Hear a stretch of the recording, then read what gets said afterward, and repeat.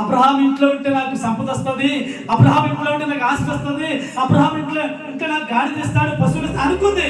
ఇప్పుడు ఆఖరి జీవితం ఎట్లా అయిపోయింది చెప్పండి?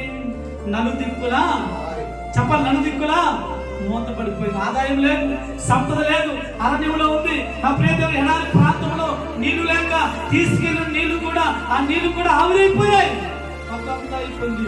ఆ యొక్క చెట్టు కింద ఒక చెట్టు కింద నన్ను ఏడుస్తాను, తల్లి బిడ్డ ఏడుస్తాను. అన్ని దారిలో ఇప్పుడు ఆఖరి జీవితంలో మూత పడిపోయింది. మనకి ఎలా మూత పడిపోయింది అంటే మనకి తీసుకెళ్ళిన నీళ్ళు అయిపోయాయంట. మన దగ్గర ఉన్న నీళ్ళు అనగా మన దగ్గర ఉన్న వెండి అయిపోయింది, మన దగ్గర ఉన్న బంగారం అయిపోతుంది, మన దగ్గర ఉన్న అండి తాకడి సామాన్లు అయిపోతున్నాయి, ఖర్చు బిద్దలు అయిపోతున్నాయి, నలపుస్తకాలు అయిపోతున్నాయి. ఆఖరి దగ్గర అన్ని కూడా అయిపోయి అక్కడ కొడుకును ఆ తల్లి కూర్చొని ఏడుస్తాం. బ్రహ్మా మా దిక్కు నీవే, బ్రహ్మా మా ఆధారము నీవే. అరణ్యములో ఏ చోటు నుంచి ఏమి లేదు, ఎటు ప్రక్క నుండి వచ్చే ఆదాయం లేదు, ఎటు ప్రక్క నుండి వచ్చే ఎవరు సహాయం చేసేది ఎవరు లేరు. అలాంటి పరిస్థితుల్లో వారు దుఃఖముతో బాధతో ఆ అరణ్యంలో ఏడుస్తూ ఉన్నారు. దేవునికి స్తోత్రం చెప్పండి గట్టిగా. ఏడుస్తూ ఉన్నారు.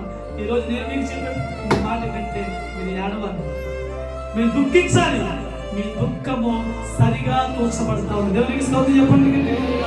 ఎవరు మట్టికి వాళ్ళు వ్యక్తిగతంగా ప్రార్థించండి, ఎవరి మట్టికి వాళ్ళు వ్యక్తిగతంగా కన్నీరు విడవండి. ఎందుకంటే పరిస్థితులు మారాలన్నా, శాసనాలు మారాలన్నా, పద్ధతులు మారాలన్నా, అధికార హృదయాలు మారాలన్నా ప్రార్థన ఒకటే పరిష్కారం. దేవునికి స్తోత్రం చెప్పండి గట్టిగా.